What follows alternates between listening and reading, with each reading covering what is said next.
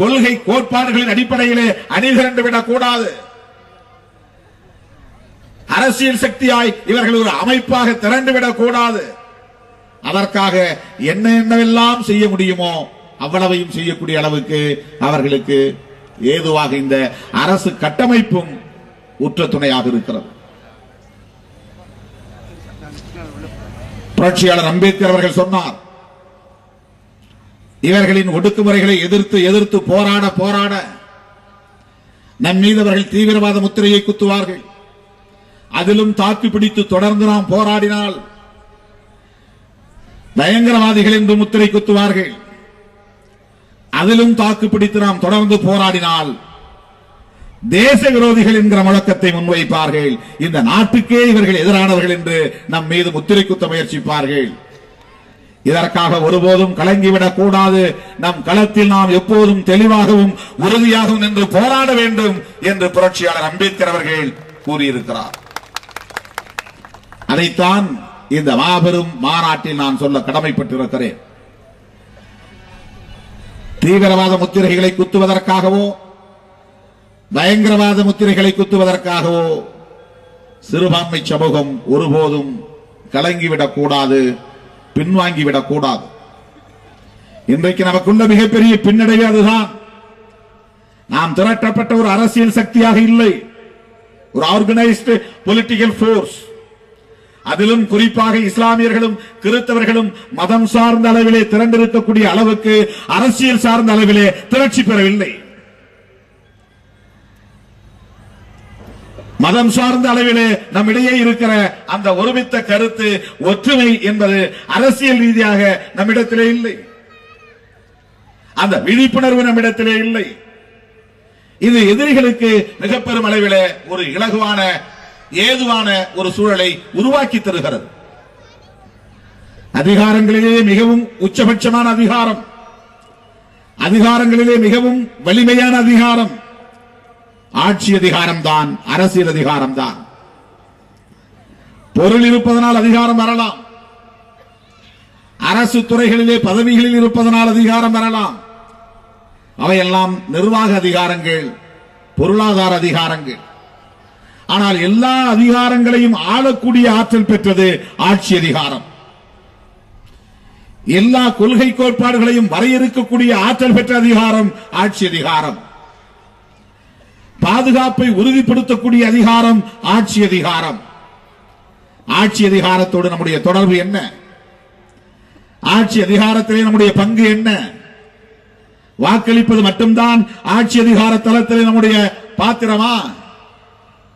ஓட்டு போடுவதோடு நம்முடைய வேலை முடிந்து விட்டதா? ராமன் ஆண்டால் என்ன, ராவணன் ஆண்டால் என்ன என்கிற மனோநிலையில் தான் நாம் அரசியல் களத்தில் நிற்க வேண்டுமா? யார் ஆள வேண்டும் என்பதை அல்லவா நாம் தீர்மானிக்க வேண்டும். ராமன் ஆண்டது போலும் இனி ராவணன் தான் இந்த தேசத்தை ஆள வேண்டும் என்று சொல்லுகிற அந்த உணர்வை நாம் பெற்றாக வேண்டும். அப்படிப்பட்ட அந்த உணர்வை பெறுவதற்கு அரசியல் தளத்திலே நாம் களமாட வேண்டியிருக்கிறது. மக்கள் ஒன்று சேர்ந்து ஒருமித்த சக்தியாக களப்பணி ஆற்ற வேண்டியிருக்கிறது. அப்படிப்பட்ட ஒரு மகத்தான பணியை ஏற்றுக்கொண்டு அடக்குமுறைகளுக்கும் ஒடுக்குமுறைகளுக்கும் எதிராக போராடுவதோடு அவதூறுகளை எதிர்த்து போராடி கொண்டிருக்கிற ஒரு இயக்கமாகத்தான் பாப்புலர் ஃப்ரண்ட் ஆஃப் இந்தியா என்கிற இந்த இயக்கம் களமாடி வருகிறது என்பதை நான் உற்று நோக்குகிறேன். இந்த இயக்கம் மக்கள் சக்தியோடு மகத்தான வெற்றி பெறும், அதிலே எந்த ஐயமும் இல்லை. ஆகவே இந்த அவதூறுகளை பற்றி பொருட்படுத்தாமல், அவதூறுகளை கண்டு அஞ்சாமல், அவதூறுகளை கண்டு பின்வாங்காமல் தொடர்ந்து மக்களை அமைப்பாக்குகிற பணியில் பாப்புலர் ஃப்ரண்ட் ஆஃப் இந்தியா தீவிரமாக பணியாற்ற வேண்டும், வெற்றி பெற வேண்டும் என்று விடுதலை சிறுத்தைகள் வாழ்த்துவதோடு அந்த களத்தில் என்றென்றைக்கும் நாங்கள் ஒற்ற துணையாய் பாப்புலர் ஃப்ரண்ட் ஆஃப் இந்தியா என்கிற இயக்கத்திற்கும் இஸ்லாமிய இயக்கங்களுக்கும் துணை நிற்போம் என்று சொல்லி வாய்ப்புக்கு நன்றி கூறி நிறைவு செய்து விடைபெறுகிறேன். நன்றி, வணக்கம். மாவட்ட தலைவர், செயலாளர்களே, எனக்கு முன்பு அமர்ந்திருக்கும் உலமாக்களே, ஜமாத்தார்களே, பெரியோர்களே, சகோதரர்களே,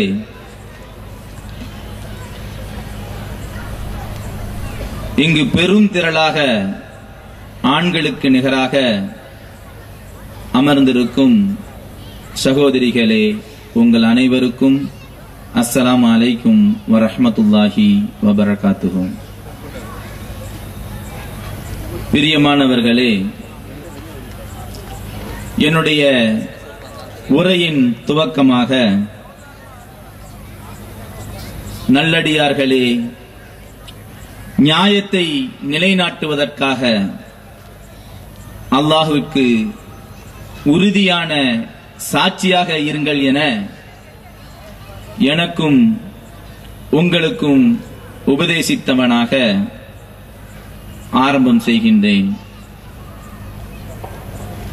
Why Popular Front? Popular Front ஏன் என்ற கேள்வியோடு கடந்த அக்டோபர் 10 முதல் வருகின்ற நவம்பர் 10 வரை மக்களிடத்திலே ஒரு கேள்வியை கேட்டு மக்களை சந்திப்போம், உண்மையை சொல்வோம் என்ற முழக்கத்தோடு தேசிய அளவிலான பிரச்சாரத்தை நடத்தி கொண்டிருக்கின்றோம்.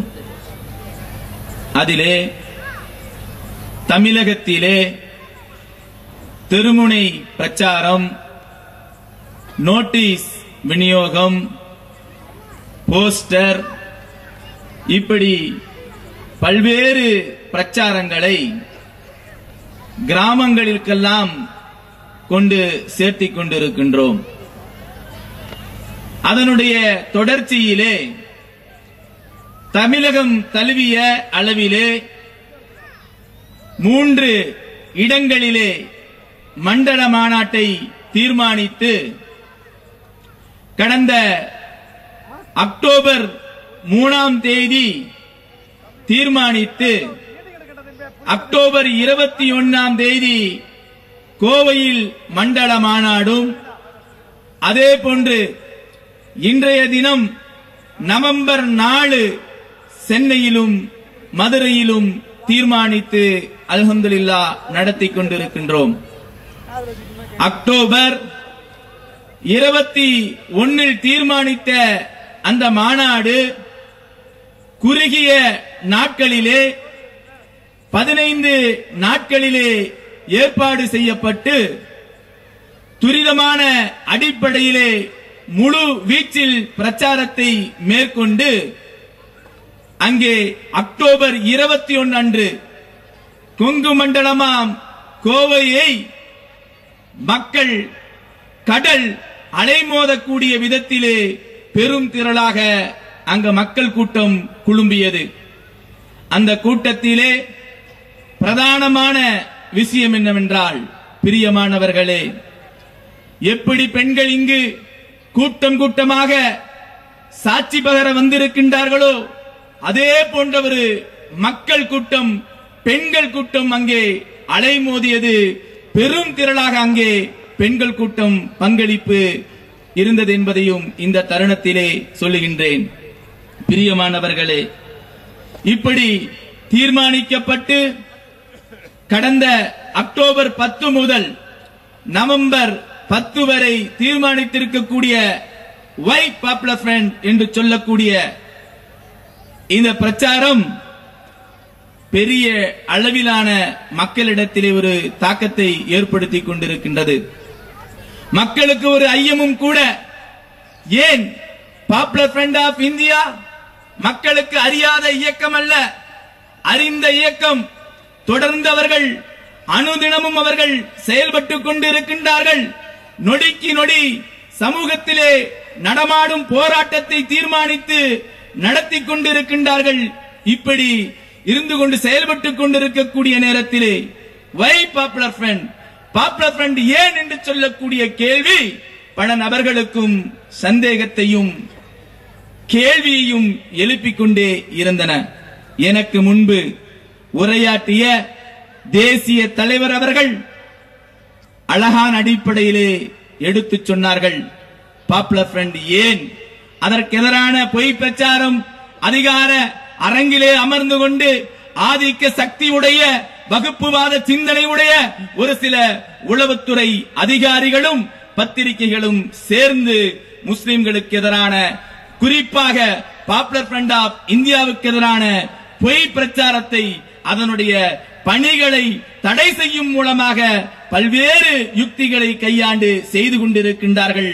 அதற்காகவே மக்களை சந்திப்போம், உண்மையை சொல்வோம் என்ற பிரச்சாரத்தை முன்வைத்திருக்கின்றோம் என்பதை தெளிவுபடுத்தினார்கள்.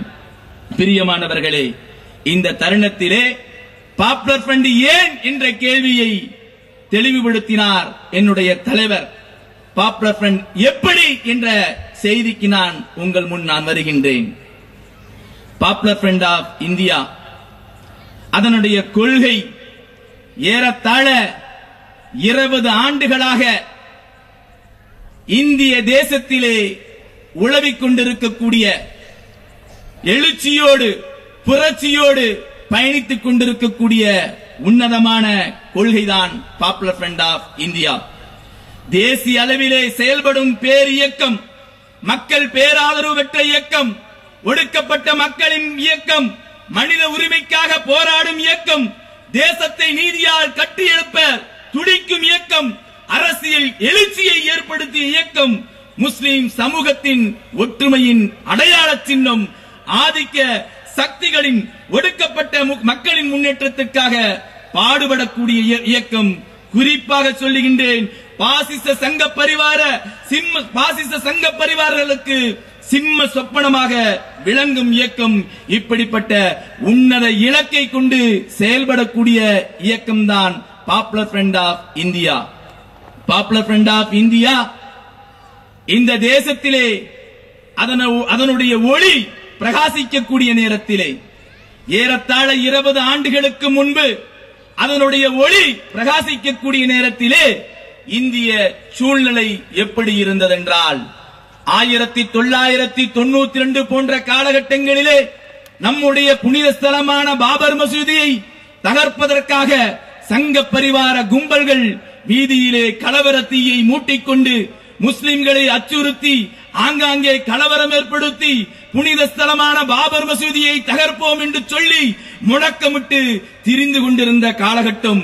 முஸ்லிம் சமூகம் அன்றைய காலகட்டத்தில் எப்படி இருந்ததென்றால், அனாதைகளாக இருந்தார்கள். கேட்பதற்கு நாதி இல்லை. தெளிவான அடிப்படையில் சமூகத்தை எடுத்துச் செல்வதற்கு தலைமை இல்லை. இப்படி அனாதையான ஒரு காலகட்டத்தில் வாழ்ந்து கொண்டிருந்தது முஸ்லிம் சமூகம். லிபர்ஹான் கமிஷன் தெளிவாக சொல்லுகின்றது, முஸ்லிம் சமூகம் எப்படிப்பட்ட நிலையில் இருந்ததென்றால், புனித ஸ்தலமான பாபர் மசூதி தகர்க்கப்பட்ட நேரத்திலே 1992 டிசம்பர் 6 அன்று பாபர் மசூதி இடிக்கப்பட்டது. அன்றைய தினம் முஸ்லிம் சமூகம் எப்படி இருந்ததென்றால், கேட்பதற்கு நாதி இல்லை. அயோத்தி நகரத்திலே, பைசாபாத் நகரத்திலே தெருவிலே தீய மூட்டிக் கொண்டிருந்தார்கள் சங்க பரிவார பாசிச கும்பல்கள். அந்த நேரத்தில் முஸ்லிம் சமூகத்தின் தலைவர்கள் சரியான முறையிலே எடுத்துச் செல்லவில்லை, எதிர்கொள்ளவில்லை. இப்படிப்பட்ட ஒரு அவல நிலையில்தான் முஸ்லிம் சமூகம் 1992 போன்ற காலகட்டங்களிலே இருந்தது. அனாதையாக நின்று கொண்டிருந்தது. முஸ்லிம் சமூகத்தில் இருக்கக்கூடிய தலைவர்கள் செயல்பட்டார்கள். காவல்துறைக்கும் காவல் நிலையத்திற்கும் நீதிமன்றத்திற்கும் அதனுடைய வழக்குகளை எடுத்து ஓடிக்கொண்டே இருந்தார்களே தவிர, அதை தடுக்கக்கூடிய நடவடிக்கையிலே ஈடுபடுவதற்குண்டான ஒரு பிராட் விஷன், தொலைநோக்கு பார்வை சமூகத்திற்கு இல்லை. அப்படிப்பட்ட ஒரு அவல நிலையிலே முஸ்லிம் சமூகம் அனாதையாக விடப்பட்ட காலகட்டத்தில்தான் பாப்புலர் ஃப்ரண்ட் ஆஃப் இந்தியாவின் கொள்கை, அதனுடைய நீதியின் முழக்கம் கேரளத்திலே பிரகாசித்தது. அது மட்டும் அல்ல பிரியமானவர்களே, சுதந்திரம் பெற்று 65 ஆண்டுகளாகியும் ஒரு சமூகம் முன்னேறாமல் இருக்கின்றதென்றால் அது முஸ்லிம் சமூகம்தான். 1922, 29 போன்ற காலகட்டங்களிலே சென்னை மாகாணமாக இருக்கக்கூடிய நேரத்திலே முஸ்லிம் சமூகத்திற்கு சென்னை மாகாண